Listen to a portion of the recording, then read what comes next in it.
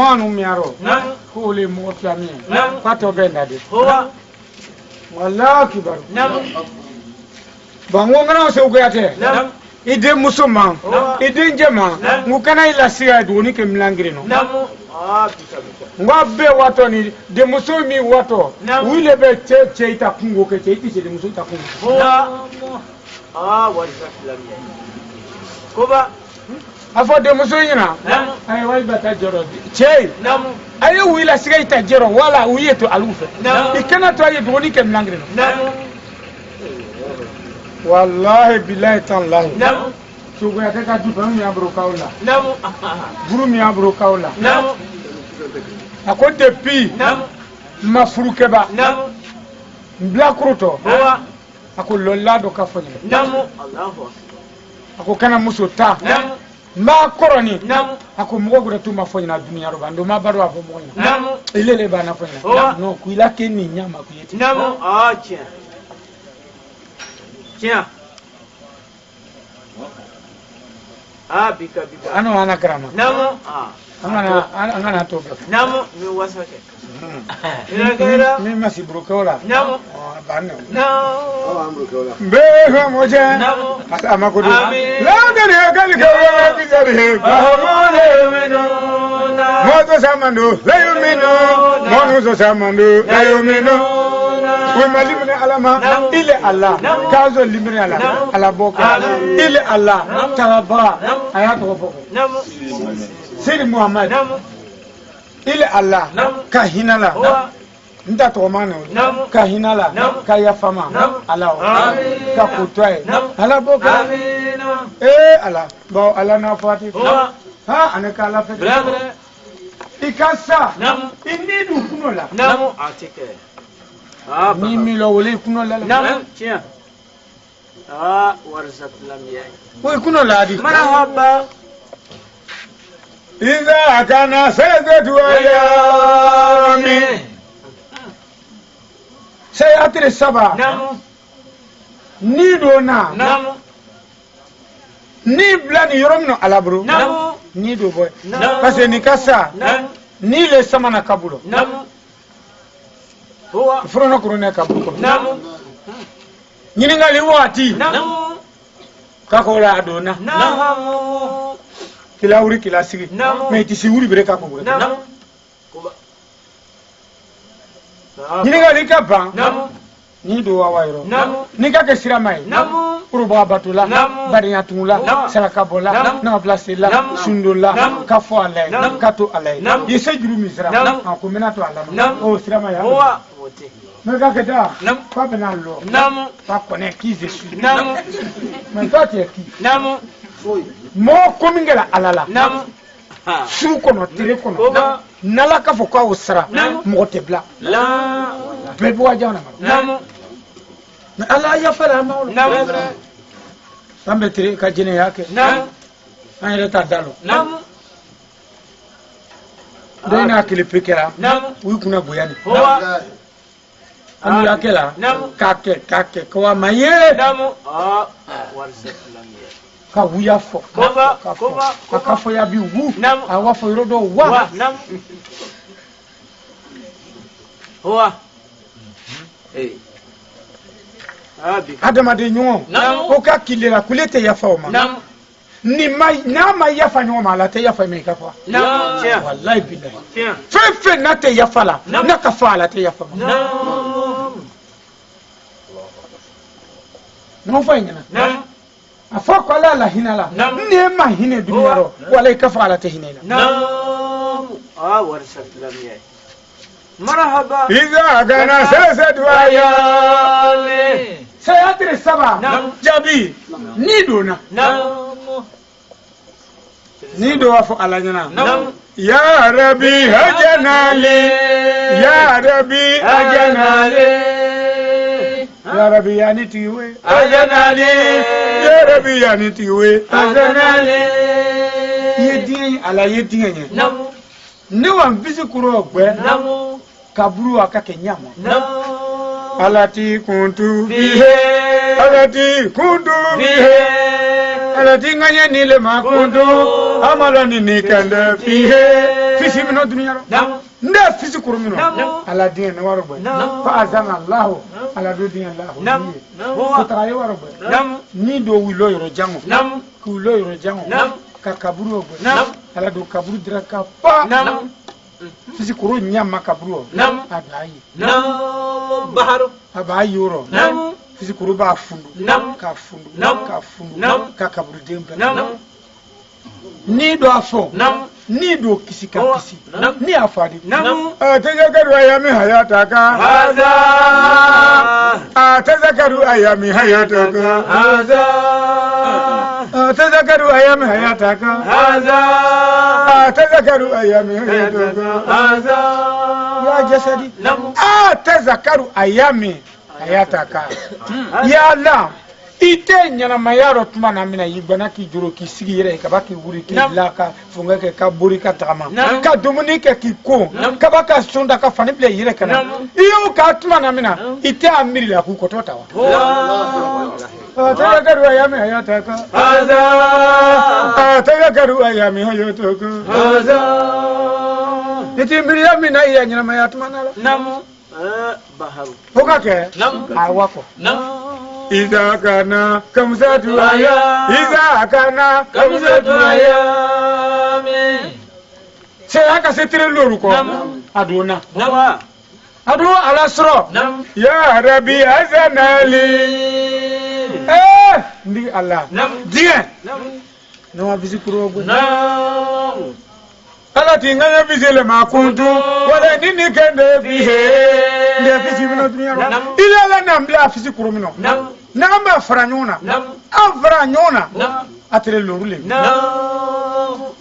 bika yedien ne walo gba ka kala lama fazana la karamo jabi ala wata do din la ni ala fo ni makuta ado wako kulo yoro jango ka ni fisikuro gbe kaburu ko ji ka bo ayoro kiringiri na oga ke ni do kisi ado ba ka fo tazakaru ayami hayataka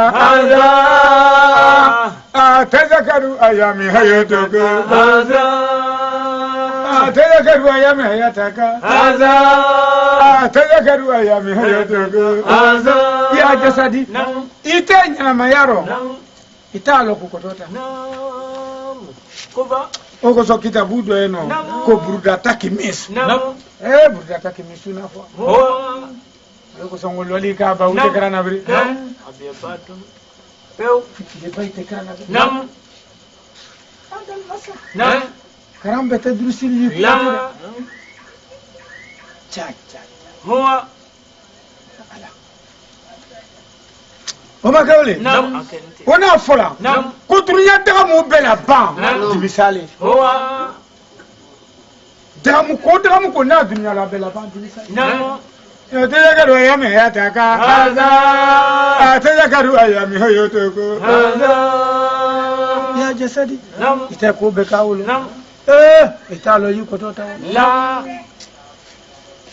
Oma kawle oma katre loru iza kana samwatu ayami sayatri wurungla ni kelu do na ko tuni ko ala soro ako dal masa yidi ne wa ni ogbe kaburu na bisi ko ogbe kaburu ala do ko ma din tiens marhaba gage aw hatma na mina fasami adama dino fasa keme saba fasa biworo wala adama dino tumbu keme saba tumbu biworo wala kaburu aberata fasa keme awa atma namna tumbu keme saba tumbu biworo o be afisi kremu bahar uye ka odoni marhaba tumbu keme saba tumbu biworo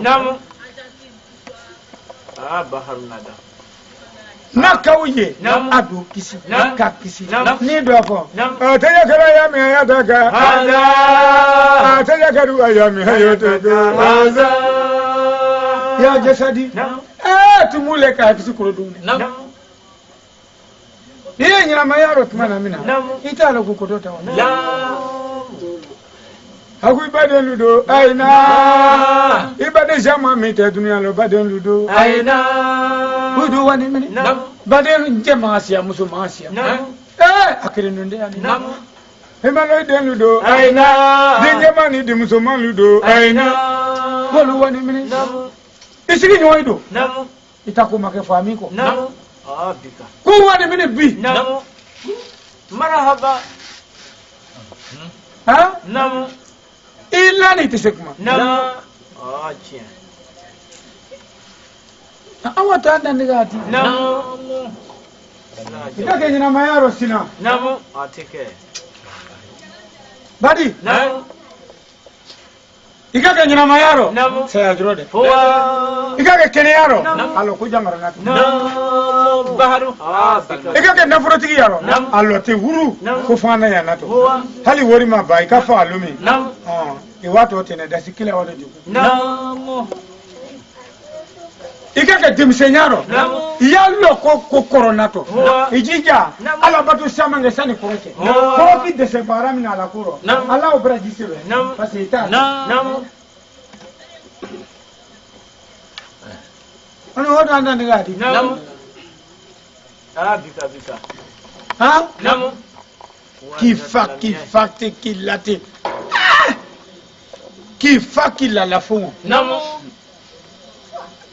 hala te lo fiadi ala ma akrono Namu. anguruya Namu. anguruya Namu. anguruya non c'est ton problème Hoa. eke la ni ali eko ko anguruya Namu. aman ma ko korondola Namu. aka do ka ade jibala kunu ka kono brama sien kwa Namu. alla ni seri juru Namu. Atike. Kuba ikana kisi ana ya. na fro nyinin Namu. o leri ka sa awri Namu. Wallahi. Baharu. bana devle minga ke sura ko barairo Namu.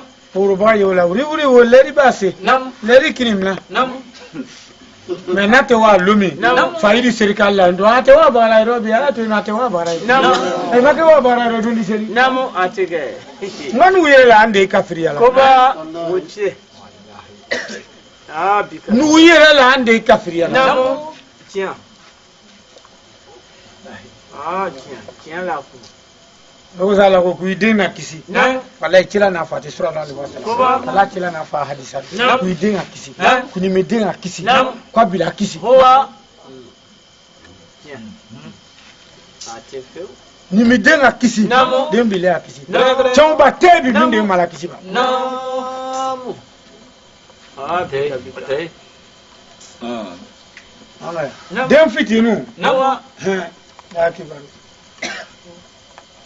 ya fisa mo bo eto naira Namu.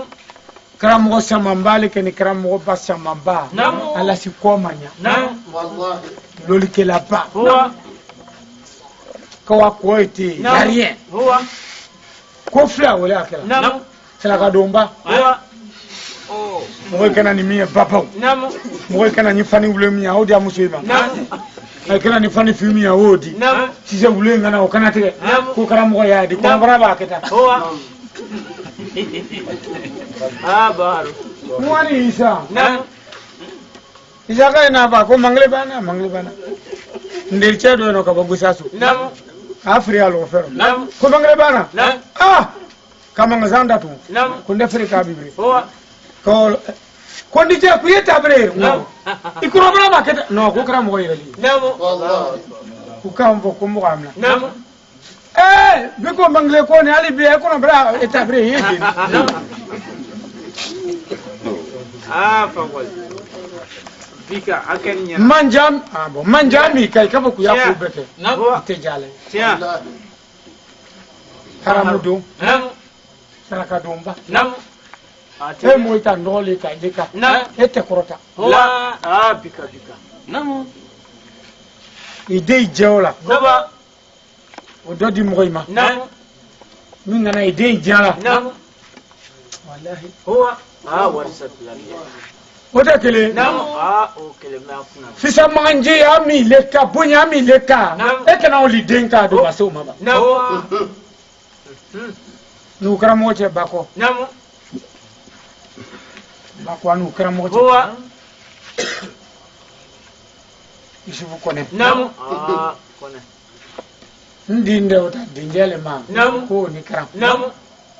wakai Nawa. ina yila kani do karanga kam bo duniya ro amo ko lani sunogote ngara moje ka fa babe ko ndundu to teade ko ni ka fa lolu ku bese ngoya utte dokke ni kara mo di parce ya fiza manje ya ko kana ika nyama ni ka ko yo bunya li denka wallahi ide ina to mi zura ina baraka zura ide taso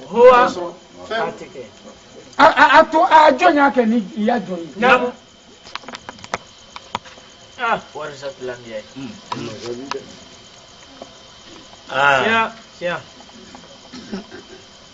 aylo ne jura kan do fayi ko berini ka kay luko no ko lumnala ko barakala jene a barakala jabi no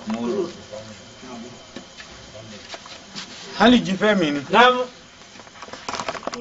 eka bezo ku ko to min dala e beri mun ka wolo o bori be yelo o bori kawta fumi ngai buru bori kawke e din sigi ani baraka ni wata Allah oba beri mun na luma che kundam bekela usabe kalmata bari abiye ko iti se waka mtu yano ali sanyi ko abo abe baraka soro wata soro bika la bidin ada habide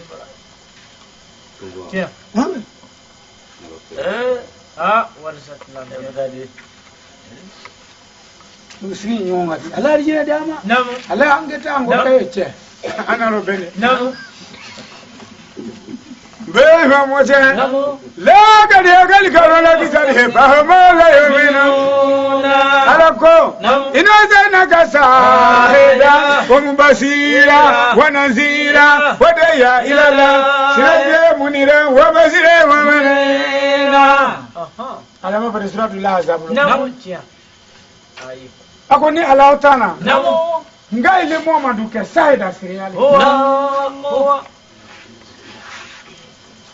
yemo la njari arigina la mi kana ala fe ala arigina da amin kamo masna jahannama la mina kafriya la ala na jahannama amin tia wada ya ila allah ko ne nyo wule kafri alama nyo wule ko alama tia wada iya ila allah wada iya ila allah ala ko kwane nyo wule lolo ila allah ala ko kwane nyo wule ila allah kata alama ala nyo wule kata alama deninda tia jogo pete bla lungri adama dembe Allah tira kilinge dafani mosi dafani beduni ti wato kiyama mosi wato te ni durumuti ku ni rami kuma ni kase nda kidite ro kiyama lo ibi jigi tegeke wa ko jira kuma ko wato mai ji e kisi dun mi ngor kana wole takwa baharu tabada de ana tube Be moja che saba lete anga moja bi che saba mini huile na bola kai wato rodo ala ka ta fulfira kuno ka ay ka waita yebaro ka waita lo ay boni yoro mino yoro ba janya be ya kritai ko la ka waita okay sampado kafi kai kono fri ni saminga na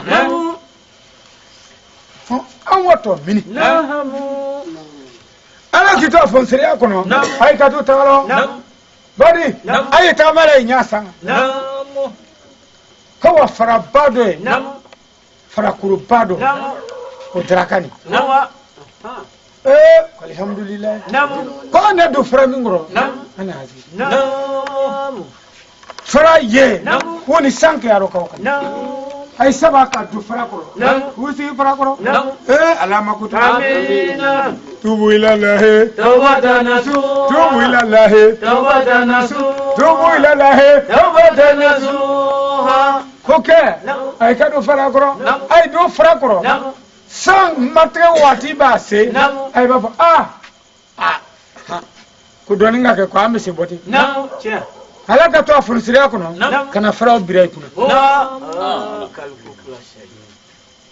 hali du mo be ka do faraw ko ka kule ibitro ke tay tamme fara ko ka Baharu. Masini. Nam. Ai ba ko no free. Nam. Kele ko. Nam. Ko ne min bela. Nam. Ako ande ayre machine. Nam. Wami no ka ke kumingela ala koso. Nam. Imake mo koso.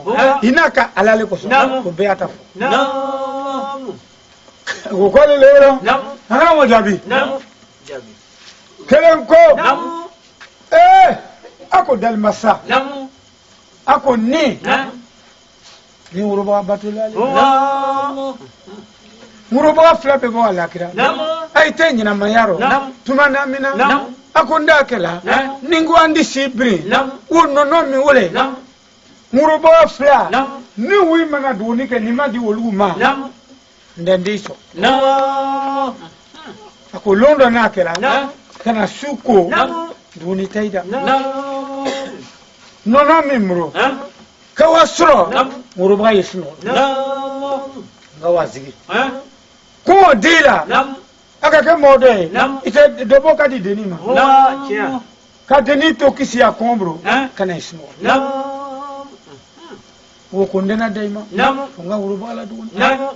Uruba do sno. Nam. Akisi kai ma ko. Nam. Minga kunu. Nam. Do diuma. Nam. Minga kunu. Nam. Do diuma. Nam. Wi baba doni atmana mina. Nam. Wasro deni ba sno. Nam. Akonna okela ile alale ko. Nam. Kuka uruba bat. Nam. Ni nauka alale ko. Nam. Ako fray ko da. Nam. Fraki draka. Nam. Abaki datu. Nam. Wata kuma wa ke ce. Nam. Nga mo la frano. Nam. Wa sanu. Nam. Aflanan ko. Nam. Ako dal masa. Nam. Ako bani Israila. Nam. Bete wa kondraka ni le. Nam. Ako lado la. Nam. Mo flatra ni zro. Nam. Kele. Nam. Usul ni ka ta zro. Nam. Kwa bara ko. Nam. Wa bara ida wala. Nam. Tere ban. Nam. Ko prifo. Hoa. Nusifu nahari. Nam. Tere talanje. Nam. Ango ngomidi. Nam. Kile ngata. Nam. Funungai do ko azro. Nam. Kwa bara ko. Nam. Wa bara ida. Nam. Très bon. Nam. No ga ke keme. Nam. Donc très étranger. Nam. Au bilo. Nam. OK vraiment jabi. Marhaba. Mi woni somada. Nam. O kubri. Nam. Mi woni mbidi fe. Nam. Ona bagara mi ga somada ta mo. Nam. Allah. Mais sarati ke ni wori mi no. Nam. Ka wori somada mo ma. Nam. Sarati ke ni mi no. Nam. Très étranger. Nam. Ka wori do ma. Nam. Ko ko ta ta ko. Nam. Kuna bara mingela Nam. wa siya ce do tai Nam. mene ko son Nam. yi keme diyo ma Nam. kabil ko anzra tini Nam. Chia. masoro Nam. ce ko Nam. wul mine Nam. ko harala tande sadu Nam. aka si sesa Nam. Karba. ka si sesa Nam. ka obla Nam. o bunu Nam. ka basa Nam. o bunu Nam. ka sasa Nam. ka ba kandi sisa Nam. kandi sike ni siwre Nam. Allahu Akbar. bari Nam. ce da sibilo ru Nam. Bika bika. kas o te sayri kai Nam. Karba. la do la Nam. ay toni wule la Nam. anayi yoro mina yoro tanyana Nam. Chia. ka to nisi ko Nam. kai da maduni Hoa. buse ka gbe Nam. ale yoro wa nisi ru ko Nam. ko fununge welu Nam. ako fununge Nam. ko e ni lo Nam. ko ndi lo Nam. ya Allah Nam. iba bo ban sira ila ko ko wa Nam. ako moya Nam. ako san ida te wono Nam. ako nande bara de nyabruma Nam. kuna bora ka chemi fe Nam. ako lele Hoa. ni saradi ni banalo Nam. Chia. ko tomba ko do tu ko ku nele wa ko ho Nam. kundi ya wuri sana sisela Nam. kabaka sabala Nam. kasa sakala Nam. kasa ndisila Nam. undisile ni Hoa. na ni jeme Nam. no wana ana ibra Nam. abo kandi si wo beche Nam. kadi che o ma Nam. lillahi ala koso Nam. che man disi ama kire mola ka duma Nam. ka fo mbara sara Nam. mbana duma ko fo Nam. Karba. o ga ni wedo Nam. Oga no sisa ni moye. Abo sisa na sa du kole bi lo do. Namu. Ako Allah. Nini na okela. Ile ala ko sana. Ako farai prota. Faraka bo. Tubu ila lahi. Tawbatan nasu. Tubu ila lahi. Tawbatan nasu. Tubu ila lahi. Tawbatan nasu. Gabora fulani ho. Oke. Ako kare le wala. Asabana. Una jini fula. Shan dole kani. Ka ko brando. Bani Israila. Ko do bani Israila. Bele wa ko wasuma sa. Me ni ga wasuma sana. Muso ko wasuma zanga ni milanae atesmani le ako meno che dendo te ye ota dien ka keni do nyusukuna ka soro amafuruba me masro kaba ka jenye furu buruma wala jeniya buruma ako masro wo furu ni chemi ma ko do bani Israila o do gauti ta ni kuro che face mango ko le nani bita nungwama ye ko ba jen kabri ni mafuruba ila dini komi ngo son ona kabi tubu ila lahi tawbatan nasu tubu ila lahi tawbatan nasu panjala bi tawbati kabrel mawdi ane tube alama je wala ko son fo be de seni fanda ngo fo mun kisse no fanyina de he tiens o kan nyama fana no mo jokata muso nani kana ko chenyi no akunje ba dien ninje do ba dien ko mango ni fana ba dien kwa do bon ai ka do bon no ko si la fon muso ko ko do min bela ko madara tu ko madara tu anani ko kudo mana ido mana madada tu ana fa ana su ko da ba ani suda ote fasu bari akbar bari ko so kuma do fola tin taro je to mai te ko lone akbar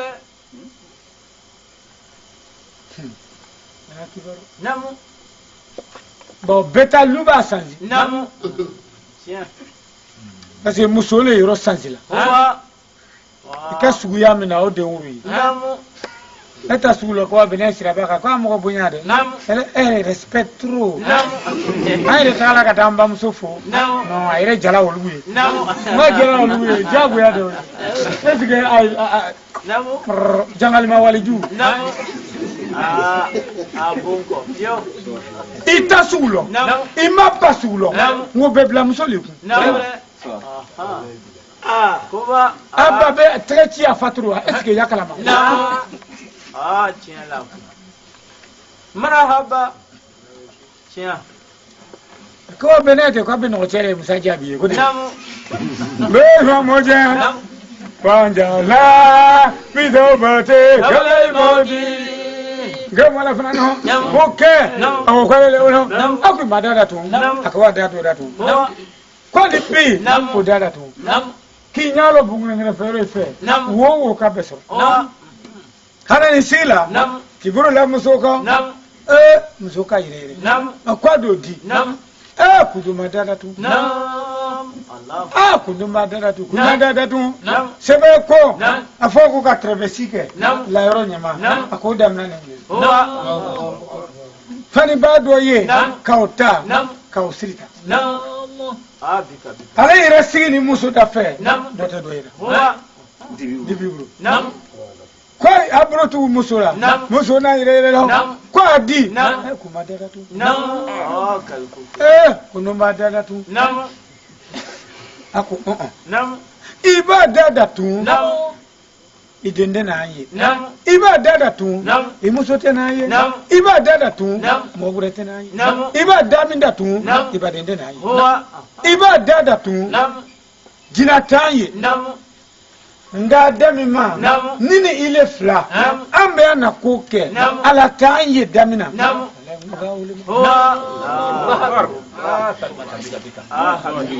Ofo akaoka wuriye ka dada yire ka doni wurumla suman doni wurumla ka siri ko wabla mo yake kana to ta ko ako ndaki le anu ne jine akabire fukiyam Allahu akbar ko na oke alale ko oke fraki ko ta isaba kam bika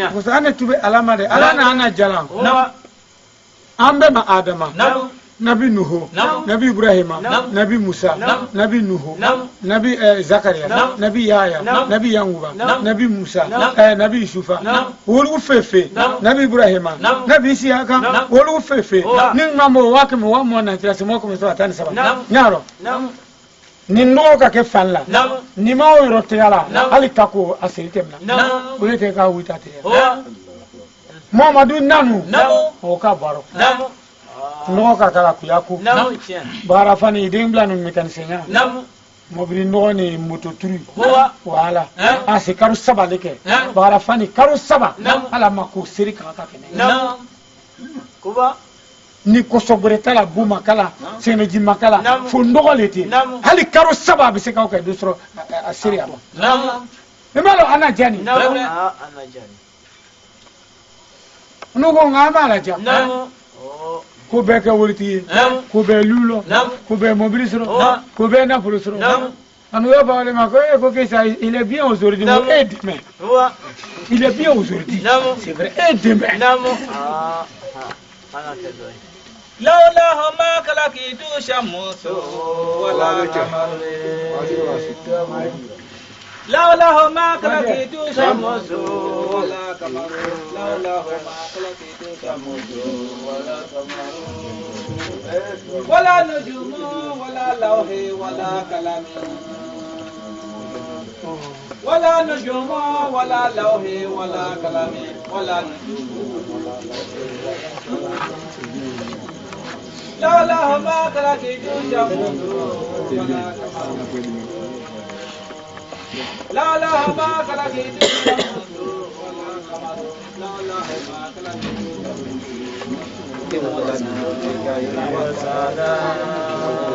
لولا ما كلكيت شمس ولا قمر لولا ما كلكيت شمس ولا قمر biara matindi ne ware kure ane wale elemi to gumino adi biara matindi ne ware kure ane wale elemi biara matindi ne ware kure ane wale elemi lawla ma kalakitu shamusu wala kamare lawla ma kalakitu shamusu wala kamare cha ini che ala ibrahim ituabu no fui banyira ko fe ko adi woro dan ro ido to ma ko du wai ni si ai aba ko kele me wa plagi ana ko ne le wolo ta mangu o ro ko so ane leri do basi Yo vengo fume de seni fana mo fumo ne kise. Ikake mobrio metewa. Ewa fo derrière quoi là? Derrière fo. Era to. Derrière ale ko coupo. Elle ko kairu umuru au satuha. Ko beche manjele kanyi. Barike. Mais ko saba yo chema ro mani chema ro saba yo tu ko be chema nje kan wati be lo ni sira chema mobility do ini mobility do manyo volume ai manyo ko be chema nje kan ka dro ke butari o ka da chema ka to mina ko chema nje le fone o ma fone ko be chema nje kan itate musomi o chema ro tu halibi ala ya fa taba ala hinala taba ala kutwai taba ala ya fa beke ngo abiyado vani loli lala wallahi tia mini ni rete krenye loli meila me sanke me kendi sasiso me ni na kurubisi kaya me manaba rame sama foni nya kuni nakana kranki kini nyungu nyai na oke sanga ko moni ya ko afina gaiwa plete angwa kranke kabambana dugureke yako badi atike somata watia me madindirche na dalugule ale yo na ka boko ko ani go na ka boko ayu ah sai su soka me kayo aluna fa ko fonina wala na dayil hali kalul ka kum cira Muhammad go kute ye jamu atike sigantu dio hali bi ala anjani wa nyana maya si jan ala dia sidoya ala angisa baro yirime ala noya na fro asiama ala dia ni ka mo ma kwale iso he kana dawo matire yabo kwale iso na makani jangaro e ka mo ma bi kwale iso sini naka kono free bana sorodo ala obe solifu ala azo na makani bana lebu bana ala angisa kono free bana ala angisa bana fla bobbe ala andama ala kana ndu kanzire ala kana anzidoya ala kana anzidoya ala kana anzidoya ina mayasija ala dia ina mayasija ala dia ala andi la nya ala andi ndoilo gezame batimi BBC baki batimi ele kan ko ma ala so mais ne ka kuma do fanyina karamba ba ne ka kuma do fanyina anu karamo di gezame ka seni ne ramini to jemnale nda fu malo agaria kana bija basamu la kuta jivu fungai din gezame aka apapi no sebe kabla mena bla kulila yalo bejuro adinta kula surtout muso mais ay naika ke srakabora ay dingiza mesro naika srakabo kasrakasi akundenga gezame kule ngana srakala ka ala gezame dama hey kuma do no yufufu no yafo ile Allah demina saraka fokani bilala yending daro ala gezame so yending daro wallahi ni di itima du dengo wallahi fuite ha ka kono soro kana kono tie odimi abode urota yako makweta kete kundindo fungeyala basamu ala andi ndo andi lo ay do kay di bara soro me ay do ke fono ay kaba isiria bunga ya fokala itibo no de mo sama pale ni beta de ndonna me ali sungaro mini do itade ku balo ya no uye man makula sunu wallahi kasiya ay makutala wallahi sarmata agurende alibisa ala ambelanya ala zo akil mala la amba du bijati de roma kadu kirinyo nyali roma ala na du omna nyomo sungaro adda irime ala no ya asundige ala no ya asuri ala no ya andina foi ala no ya atiengu be ala ngisama atiengu be ala ngisama burukuru nyale du molo ala no te ali mo otro siendo es un oro man No. Maria ma ni Maria ilima No. ni Maria ni ma No. ni leso No. jabi No. bida suno ko da kuila de ngaba ngoto mo chino No. do ngono free ni ta iluma jabi mi to no Wallahi. itu Maria ma Jam. wallahi bo ka beke Jam. bida suno ko juru ila de aya fo mo ma semiya de aya fo mo ma semiya No. no de system mo ni ki pratama wala ibatu Yeah. Malayala sigat. do bo ali bisa ala ya fo no de ali maketu o kamena naka fo ko vala ba ira lo wuri kan Yeah. Jam. ali bi ala muna jame sababu ma ala ja sababu ala na mo mina ana sanyo ma wala ma mudu ali bisa ala hari jiga fodi la sababu ma dama ala be sima ala kene adama abe yoro ila ala ko jafra be ala ko jafra bi namima fasiki ala taw fefe nasi ko jula sama ala kisiu fefe nasi balawla sama ala taw fefe nasi hera sama ila ala ni wulu Amin. sungoro bali horoma Allah. sababu ma ala di sungoro bali horoma sababu ma ala di sababu du ala ngi sababu du ala ngi celali horoma abrakali horoma sallallahu alaihi wasallam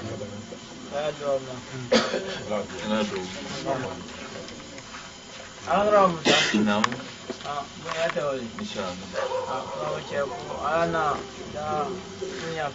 ito po jabi je ma ko kramoje ye kana po jabi je ma ko kramoje na mi do ya bale ko kramoje na kramoje wala Orlando Wasalema.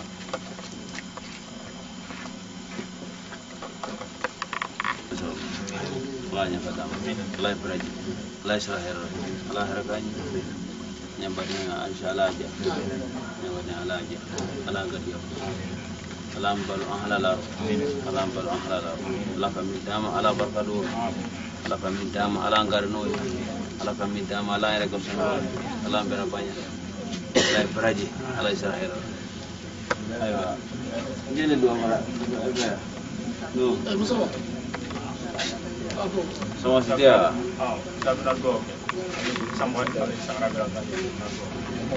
Ayah hakato. Ayah hakato. Allahumma ighfir li jami'il mawtى المسلمين. الذين شهدوا لك بالوحدانية وبنبيك بالرسالة وماتوا على ذلك. اللهم اغفر لهم وارحمهم وعافيهم واعف عنهم واكرم نزلهم ووسع مدخلهم واغسلهم بالماء والثلج والبرد ونقيهم من الذنوب والخطايا كما ينقى الثوب الأبيض من الدنس برحمتك يا رب العالمين. سبحان ربك رب العزة عما يصفون والصلاة والسلام على جميع الأنبياء والمرسلين والحمد لله رب العالمين. اللهم صل على محمد وعلى آل محمد رب الفاتحة. بسم الله الرحمن الرحيم الحمد لله رب العالمين الرحمن الرحيم مالك يوم الدين إياك نعبد وإياك نستعين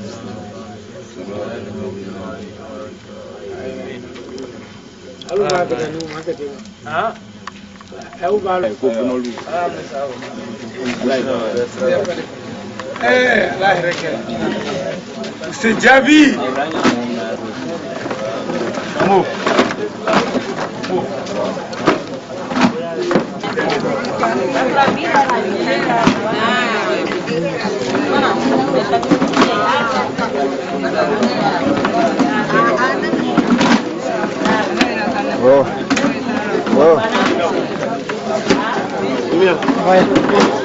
Ini.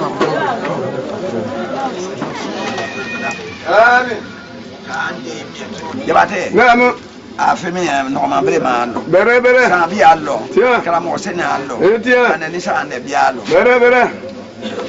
No kana ke oro. Naam. Ngata kana ngana oro so. Tiens. Kana ampiere. Bere. aina mbali jela ka kutaya alaga okana Amin. nanga fo bi ngwanye kuma aina njeka Etia. mo ibe na prota Ate. abe mara uli Etia. wate wati na rofole Bere bere. filmen zo ne oro sa ne ro ibu Etia. asi wa kele Ate. Allah wal bo fo Etia. asi wa kele nda si kemese Ate. wa kele ne kemese gemeni Naam. dunya shi amandala Ate. keme woro meni Ate. obadi ndo musu Fatma tama ba ma to tamusu Marhaba. Sabato tamusu. sabato tamusu Kama waro. Naam. Kula fam. keme nani ya Naam. obadi fene me yamuma Marhaba. Tanambia mtaburu magbe. Ko kano sebe. Ko bana wada. abe seka sebeke hasabe Ko be sega. kai Marhaba. keme flyer Naam. odi mama to afi no so Fatma tata ma e flale assalamu so odi wo Ate. Salam so. Salam so. Marhaba. Salam so. Bon, ayra famu ko Fatma tata. Ayra famu ke. Marhaba. odi no kabu Marhaba.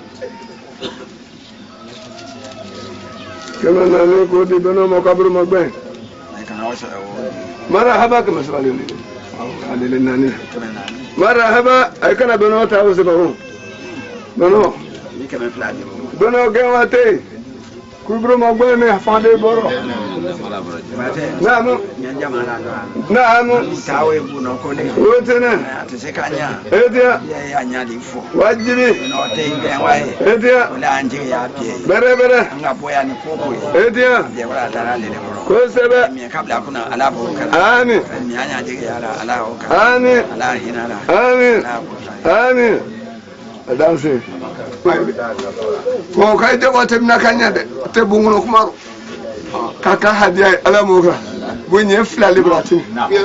Oh, no be wonde jono. Ka ho music mo ko butara. Yoro mo rebele. amba dabo dunya ma kono Bere bere. dunya yere ma jigi mi aro Edia. ko sanu dama ala oke Amina. niki bako ba bonya Oh. ko baraka do ni yere Atene do. abaranna iboro liko Ate. lu idia fama Bere bere. ka dalema Bere. no te kwati sika kuma Ese.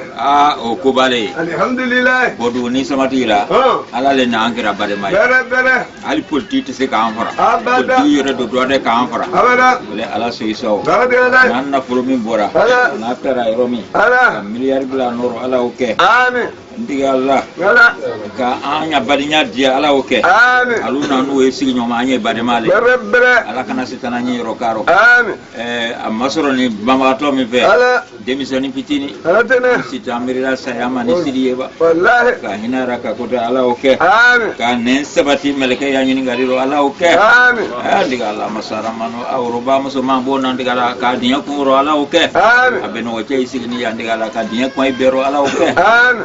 nala ku kana fan barka ala dor Amin. ala celali Roma. Roma. lai kaluta Marhaba. gongoro kuli Bungono koye. bogo puri era ko makawe Atene. anna ko mi tara eurobe Ala. biliyar bila noro Ala. ala oke Amin. kalere mi anguna bongono ala oke Amin. si sabati ala oke Amin. ampera jeni Ala. sababu nyuma da ampera jeni ma ala oke Amin. min nani ne ay kabu ya ko ay burudu kokoro Ala. nyama isu gara ko ranya na ala tase ala oke Amin. andi ala ka kira dubara ji dai na ma ala oke Amin. sali ala muhammad Alhamdulillah. Marhaba.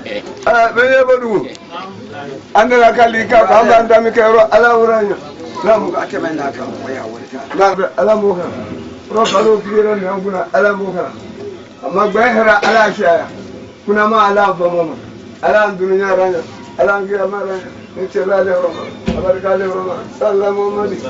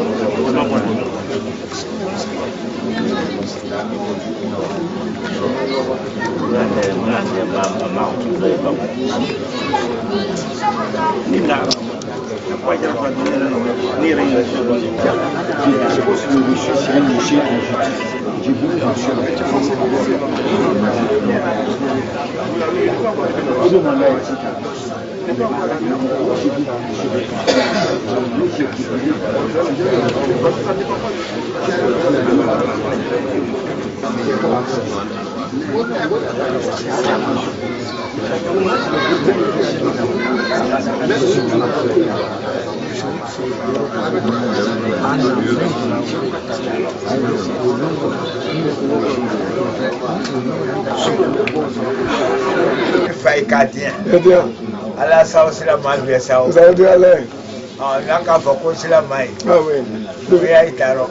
Duya daro. Ade duya saw. Marhaba. Ala saw saw. Saudi ale. Komi aje sukaro balero.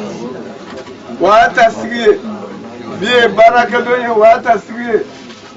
Ka sahan kumunu ni daima. Ade kasra daima. Wacha ukabolo fena anya na ulame.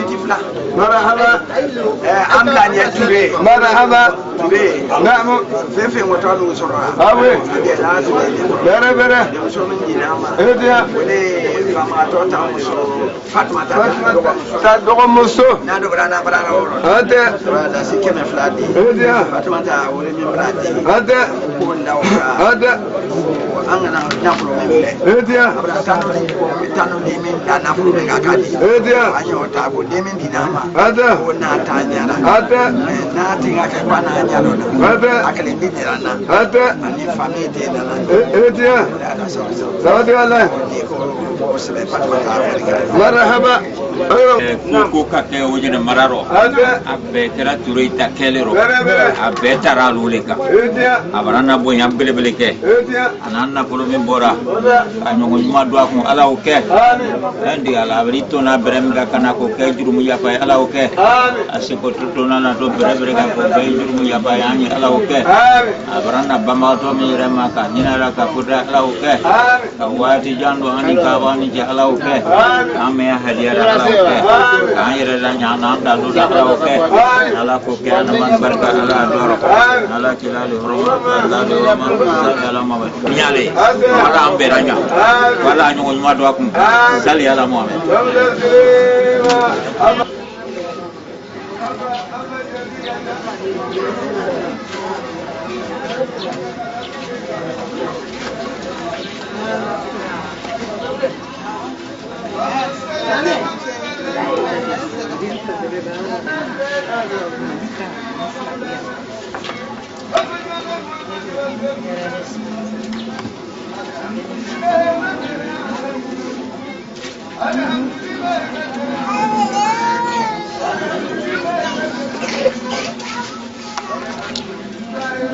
Thank you.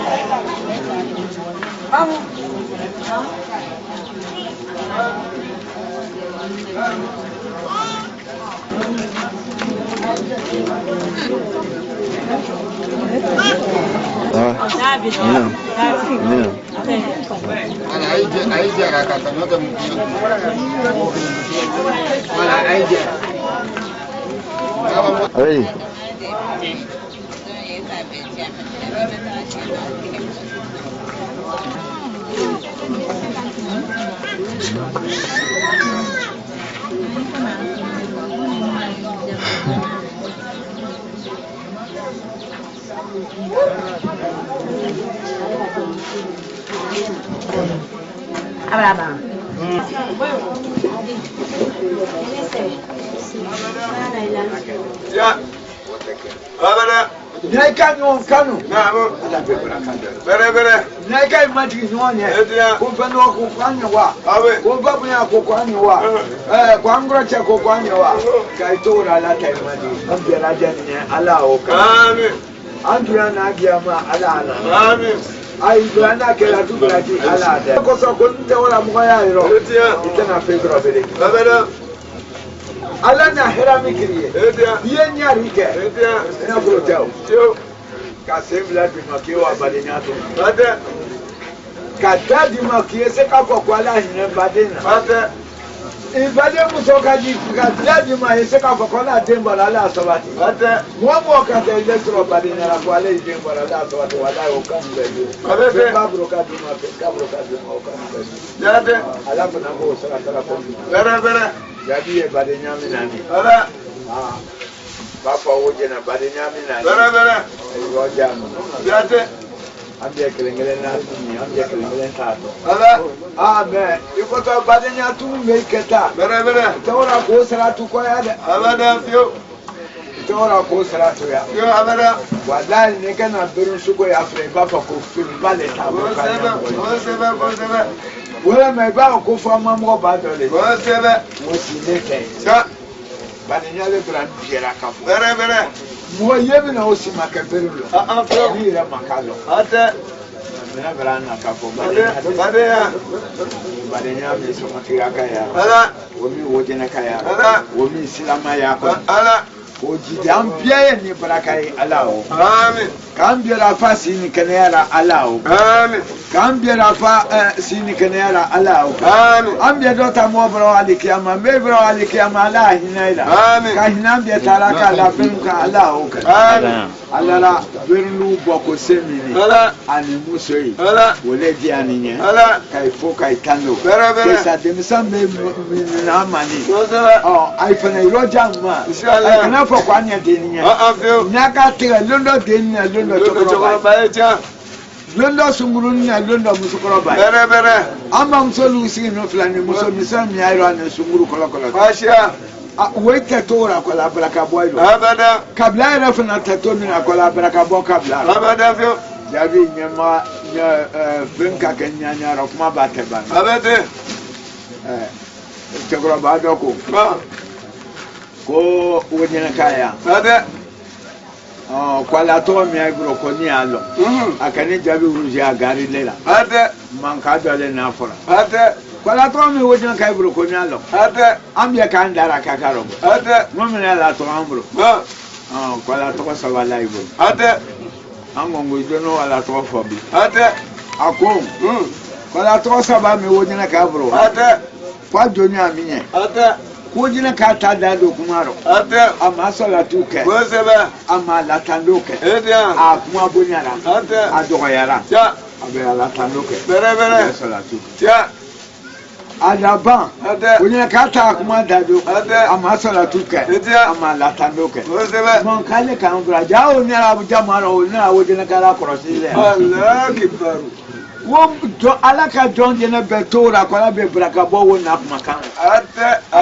Ko de na kaya la to kele ne. ate wonyina kaya la to flana kule chokro babu she gbati do si nu yira ko ka black ron do na to e ko check uni wa nuka wa salamu rahmatullahi ko check uni wa nuka ko bano nara ko bano ko si yira ate ko ma wona obunyara afale ko bere ko ka afale bonya bere akule do beti fa bonya akola dile to ya bada ko ka gbele awo nyina ka manyanya ko tenene na afora ko mbena mena afora bele ko tenene ba me fora ko anya dra wole ya ko langa mba tenenda ko na kwa na kemoy ko nyina ka do sira to ko di ko atoko ko la to mi aigro ko dale Allah kibaru ko la to mi wonyina ka bro ko flana no ko sabana ko ndana ofo ngo fo ko mena ye la reso ka monga chale ka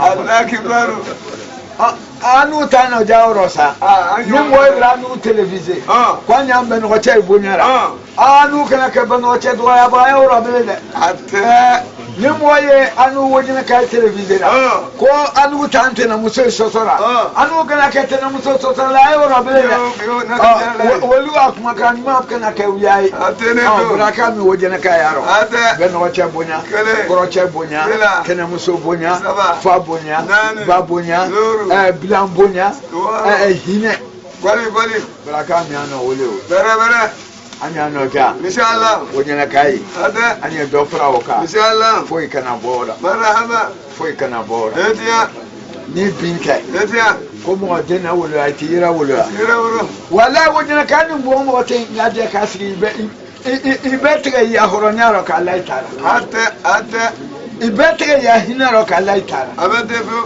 fea bro fenta bro koko katika kai wonyina ka oyi wallahi dia wo beke ya fo katika ni wole ka abete fombe masiki na furwa abete anya no ja dia o blaka mi wonyina ka yaro ala ai do frawo ka inshallah ai ni mo ka kesiro dia ni ko hara ko sro tano mango sro ala ai wuli dia ai ayira ora ai bade na otiye wole blaka wonyina ka yaro abete kan dunya ala o amen jama senima min bra na ne ka beruma ko to ko so ala o amin sira malla ki ka bina ne ka do mo mo su ko yara ka fa ko da hinara na masaka to joba to raflanga ko yara ala bra hinara orale ana okra muhammadu bonya le ko ale salatu wa salam sunu tu jama mi sigin ni ala krepe la dal o bien na mi mo mi bo te da sikele ni ko na fa ko mo wori batri le te ate mo ko hejira ate mo ri sana ka di mo ma wole te balere makando ama me ile islama jama sinima atena muso biera ka foko kwamba ifo jabita foro marhaba ifo amba tureta foro ni rabo ne dumera ka me ro ka fo ita koro marhaba ko sila ni samu asita ira lora mina ma wole de misanso aboria atesira lon ni filmi ga do kumaro kwamba na bo abia o yafa ala nchela koson de misanya hakri le boke no tamara uli kwanya do mora akato aro sallallahu muhammad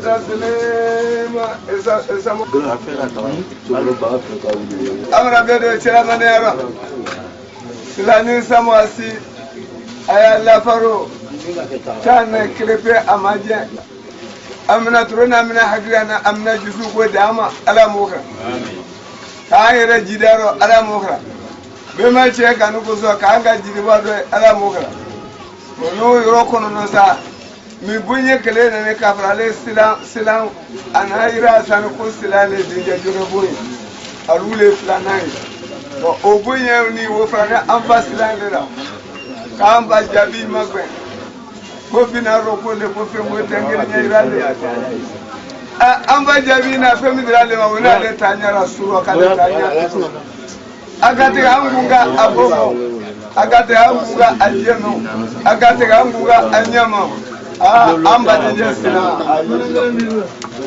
magbe we hera la o le shaya kuma ma mi aro ka amba o le ma ala mo demuso mi dini ba silama wani ya sanya rasu ka tanya tiro walaikum salam mo tengeni nyerale dazi kemebla o blanya wori dazi bioro ko la degega ka France lana ولا لا تصدقوا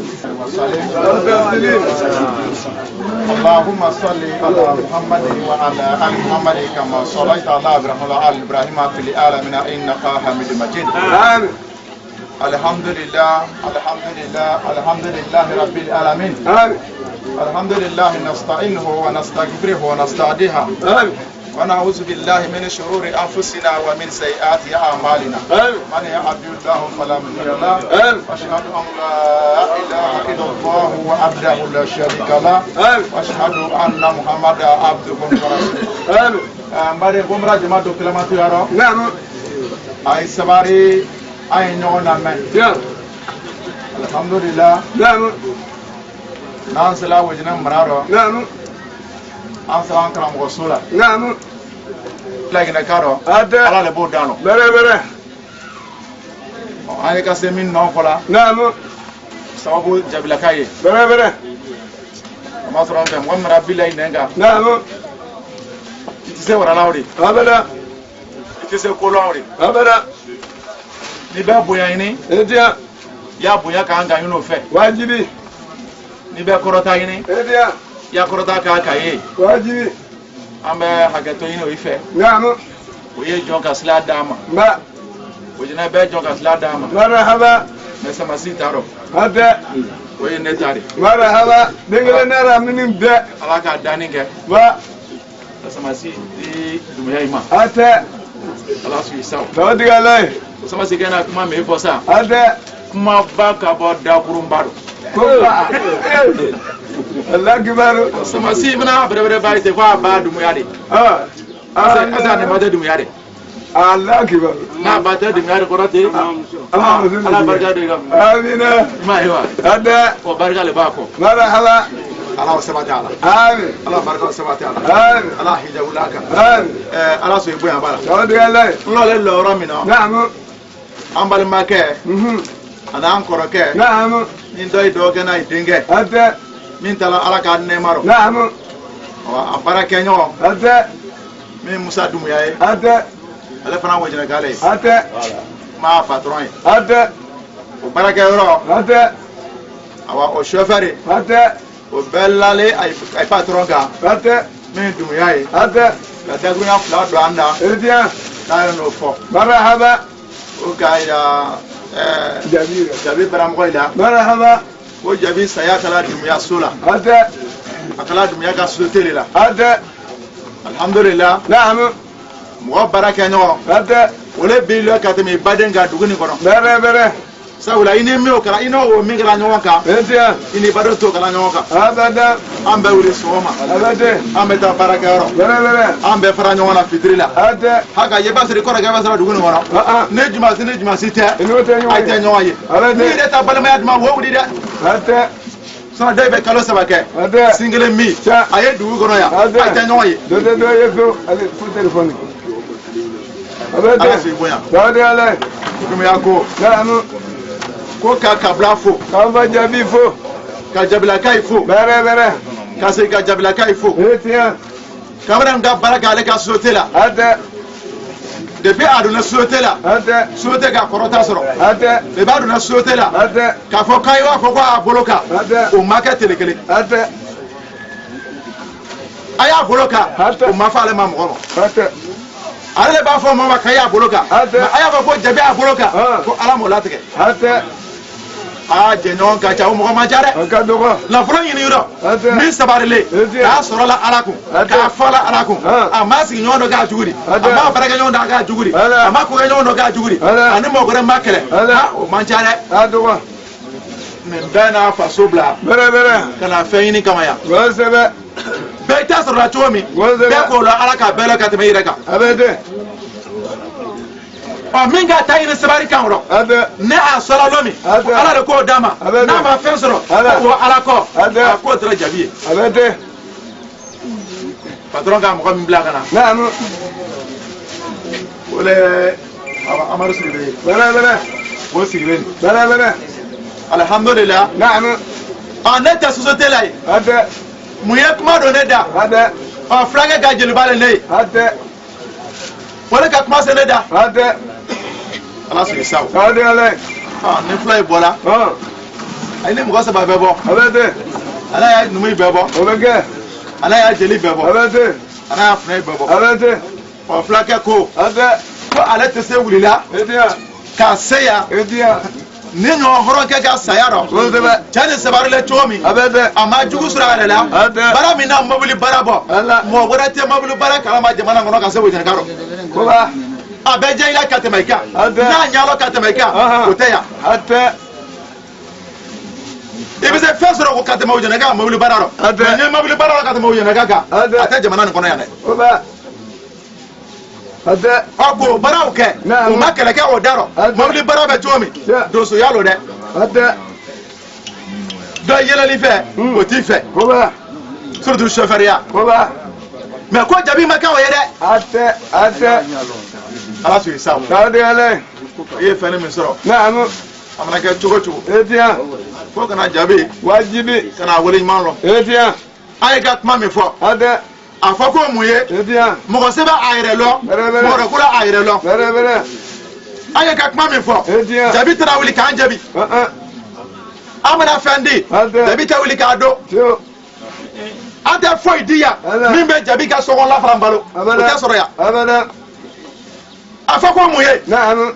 Ka jaabi jogo ɲuman fɔ. E ti yan. I b'i yɛrɛ lɔ. E yɛrɛ cogo di. Kosɛbɛ. Ko jaabi na ni sabariba sɔrɔ baara rɔ. A tɛ. Ne yɛrɛ min baara la ne ye cogo di. A tɛ. E min baara la e ye cogo di. A tɛ. Ni k'i yɛrɛ lɔ rɔ. A tɛ. E b'a lɔ ko jaa cɛ ye ɲɔgɔn ye. Koba. I bɛna se kɛnɛ nin kan yan. E ti yan. An tɛ mɔgɔ tɔgɔ fɔ dɛ. Mais e yɛrɛ de b'a dɔn i ka ɲi ni ma ɲi. Bɛrɛbɛrɛ. Mɔgɔ si t'a adamaden la ka se baara kɛ ɲɔgɔn na. A bɛ ten. I mana o ye k'i ta don. A tɛ. Walahi i ka ɲi. A tɛ. Sinon mɔgɔ baara kɛ ɲɔgɔn. A tɛ. A bɛ fɛn d'i ma. A tɛ. K'i makun. I di A yan. tɛ kuma. Ca. Mɔgɔ baara kɛ ɲɔgɔn. A tɛ. A b'i sɔn. A tɛ. K'i sɔn dɔ sama dɔ k'a d'i ma. A tɛ. K'a layi jogo kan. Koba. A tɛ kuma. Ca. Mais fɛn tɛ n bolo. Fɛn foyi tɛ ne bolo. Ne t'a kɔn a baara kɛ nɔ fɔ. A tɛ. Walahi jogo de ɲɛna. A tɛ ne fewu. Ko jaabi ɲɛna. Marahaba. Jaabi Naamu. a bɛ so kɔnɔ a ye waati bɔ. A tɛ. A ma bila ka bɔ baara la. A tɛ. Patron k'a mobili feere. A tɛ. Mais n'a ye contrat sɔrɔ waati o waati. A tɛ. A bɛ cɛ min wele jaabi lo. A tɛ. Ha o jogo ɲuman y'a de dɛ. A bɛ O ye k'a ye mobili baara la ka tɛmɛ ne kan. A bɛ ten fewu. O ye ka cɛ ko n ye. Ala. K'i mana mobili kelen san. A tɛ. K'a misi faga. A tɛ. K'i n'a mobili san. A tɛ. K'i ba ka misi tan faga k'e ka chauffeur ɲini. A tɛ. A tɛ. E mana mobili sɔrɔ n'i ma chauffeur sɔrɔ i y'a mobili tigi ma bɔ. A ma bɔ. A ma bɔ fewu. Ko jaabi dira chauffeur de. A tɛ. Ko jaabi dira chauffeur de. Bɛrɛbɛrɛ. Ala sɔn i sa o. K'aw degele. Fulakɛ ka min don ne da. A tɛ. K'a baara kɛ ɲɔgɔn ye. E ti yan. A sigi ɲɔgɔn ye. E ti yan. Bɛɛ lajɛlen chauffeur ni patron. E ti yan. O ɲinan min don an bolo ka na. A tɛ. A ye gardien kɛla min ye. A tɛ. Malobɔrɔ fila nana an bolo. A tɛ. Ka taa se 1000 la o kan. A tɛ. Ala sɔn i sa o. K'aw degele. Taa se 8000 bɛ yan. A tɛ. Muso fila min furuya bɔnɔ. A tɛ. Ko k'o don i ma. Marahaba. Ala sɔn i sa o. K'aw degele. Malo ta 1000 filɛ. Marahaba. Ala sɔn i bonya. Marahaba firamuso 40 000. A fɔ k'i sera ko la. A tɛ. A fɔ k'i ka bɔ. Hɔn. I ye ko la. Hɔn. I ye mɔgɔ sɛbɛri. A tɛ. dɔ le k'i bange. Bɛrɛbɛrɛ. N'i ba ma ɲa. Awe. a tɛ fɔ k'i ka ɲi. Abada. Ko jaabi ba ka ɲi. A ti yan. Ka se 7000. A tɛ. O n'a kuma ɲuman ko min kɛ. Ala. A sara tɛ. E ti yan. Ko o mina. A tɛ. K'a lɔn ko jaabi ka saya. E ti yan. Ko a kɛlɛ a baara ɲɔgɔn ile la. E ti yan. Min tun ka d'an na. E ti yan. Jaabi sama ka lɔ a patron ma. E ti yan. Ko n ba sala. E ti yan. A yi lɔ o kɛnɛ kunna. E ti yan ma.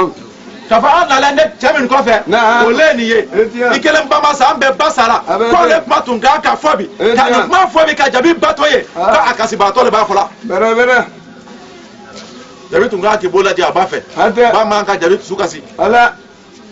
Wolobaga si t'a la da lawala. Ala sɔn i sa o. K'aw degele. N'a kɛ cogo o cogo rɔ. Naamu. Su ko A tɛ. ko n'ale tiɲɛ bɛɛ ta la. A tɛ. Ko k'a dɔ di a jobaga ma. A tɛ. Ala sɔn i sa o. K'aw degele. Dalasi 400 bɛ yan. A tɛ. K'o d'a jobaga ma. A tɛ. Dalasi 400 A tɛ. k'o di a selibaga ma. A tɛ. rasi kɛmɛ fila Ate. ko k'o di karamɔgɔ in ma Ate. k'a ye duwawu jɔnjɔn kɛ Marhaba. jabi kɔnna a ɲɛ ye Etiya. ka kɛ a denbaya ye Etiya. ka kɛ a kabila ye Etiya. ka kɛ bonda ye Etiya. ala sigi saw Saudi Allah ka fam. kɔfɛ Na'am. rasi kɛmɛ fila bɛ yan Agrima. ko a y'a dɛgɛ k'a lalo Marhaba. rasi 1000 Marhaba. ko jabi den ye Ate. ko bamana ko di jabi den ma Etiya. ko a ye lamɛnni kɛ Ate. a ye lamɛnni kɛ Etiya. a ye ɲama jigi Etiya. a ye ɲama jigi Etiya. a ye filɛli kɛ Etiya. a ye fayi filɛ Etiya. a ye jabi baden filɛ Etiya. a ye sigiɲɔgɔnya filɛ Etiya. a ye balimaya filɛ Etiya. a ye lamɔgɔya filɛ Etiya. k'an kana bɛɛ kɛ kurusila jigini dɛ Amai. Amai. an kana bɛɛ kɛ cɔsiri dɛ Amai. Wallahi. an kana bɛɛ kɛ girani dɛ La.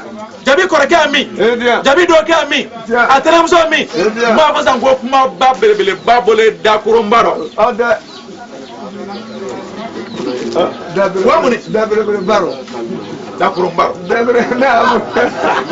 yamɛ Marhaba. wa mun ye sabasina kan min fɔ wala a ka tiɲɛ fɔ Ate. ne ni wɔyɛlɛka ye sigilen an jɛlen ka baara kɛ Ate. san 20 Ate. i t'a dɔn ko wɔyɛlɛka bɛlɛkɛ bonyala fo k'o tigɛ Ate.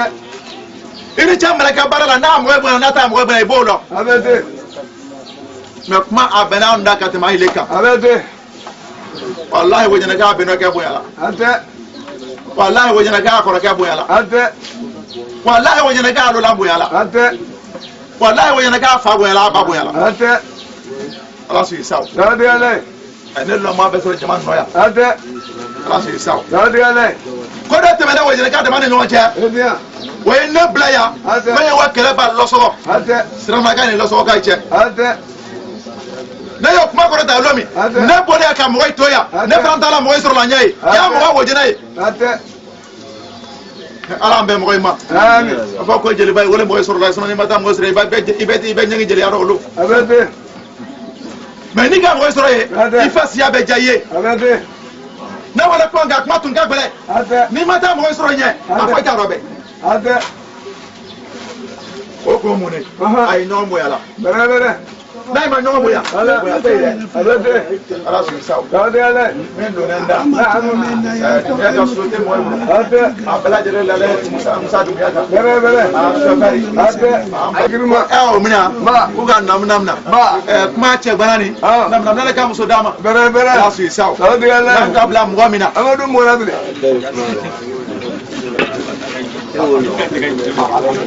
ala sigi saw Saudi Allah. da se kɛmɛ fila bɛ yan Ate. ko k'o di n ka samasi ma Ah, ba. ala kuma min fɔ Oh. k'a n'a tuya fɔ Ate. ala sigi saw Saudi Allah. a ka duwawu k'an ye Inshallah. duwawu kɛ aw an balimakɛ ye Bere bere. duwawu kɛ an karamɔgɔkɛ ye Bere bere. min jaabi ye Etiya. ala sigi saw Saudi ne Allah. mɔkɛ le kɛra ne samatigi la Ate. fɛn min wɔrɔ Ate. ala le b'o lɔ Bere o bere. ye mɔgɔ min kɛra Etiya. ka se a saya ma Etiya. mɔgɔ si t'a dan lɔ Ate. ala le b'o dan lɔ Abete. ala sigi saw Ate. hali b'o ka kalanden ye Ate. o ye mɔgɔ kalan na an bɛna sababu ɲuman fɛn fɛn sɔrɔ Ate. an b'a fɔ k'a sɔrɔ ne ko jɛnɛ Bere bere. ala sigi saw Saudi Allah. n'an ka bila mɔgɔ mɔgɔ la Naamu. kɛnɛ nin ka yan Naamu. an nalen mun na Ah. ko jabi ka ɲi Bere ko bere. an na bila mɔgɔ dɔ la o Ala. ma ci wala dɛ Ah, an b'a lɔ wala dɛ Ere mɛ madu kuma mɔgɔ. marifa kisɛ de Abete. a bɔla min bolo Etiya. o t'a dan yɔrɔ lɔ Etiya. mun bilalen ka kɛ min na Ate. o bɛɛ yafa an ma Etiya. ala kama tila kama Ala. sunkaro yɛrɛ kɔsɔn Marahaba. ne nana fɔ ko ɲuman na Ala. ne mana fɔ ko jugu la dɛ Etiya. ala sigi saw Saudi n'an Allah. ka bila mɔgɔ min na Etiya. o bɛɛ yafa Etiya. min donnen n da Naamu. musa dumuyala ka société mɔgɔ in bolo Etiya. olu ye nin ye Etiya. n'an ka bila mɔgɔ min na o Ala. bɛɛ yafa ha Ma- hakɛto b'a dɔn Naamu. sɔlila mamadu Kam taslima. Naamu. Kana bai ka taka. Yo wuge. Zana mutum ya luwa fo lu kwa jabi. Oh. Ko société ala wanye. Amin. Ala aranya. Amin.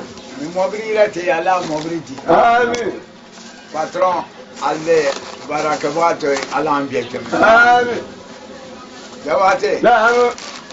mobili tiya Ala. ko dama la dablala. Ate. Ni mobili ti ka o crossi. Oh. Ate fuma ko mobili ti koro. Ate. Jona Oh. ka bien fo mobili ya. Oh. Fa nya la. Ate. Wole mo chama bura mobili koro. Ate. Filana Oh. inya bidia société fefe chinira. Ate. Songuya ina betira. Ate. Nyaka fo Oh. kwa société masaka fo. Awe.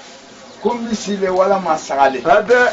ay karo ko so fere ta lor aten ne fe ay Allah ma traka ya di kange bo ma ay se moro ay wani ate wona jeli na so mi wani dira alama ate ala bo plati dafanu plakato mo bi o katan kisi dan gratira dum pama ate tiens mais anda wala shama ne ko ba fa ko nyanya mo bi ma traka bo ko to kisi danke o misi mi sa no o ta mi sa do kana murulla o kana foro ma ko sadaqatu laja ko ba fa kun kana bo sadaqatu laja ate fo kanga be do ya fo kwa kun kera bura luma owe o korale kwa fitana kana bo luma ate saraka le nani ate saraka nani ate sadaqatu hadiya kele sadaqatu fildaw Fila. sadaqatu jariya baba sadaqatu laja ate saraka o nani le ate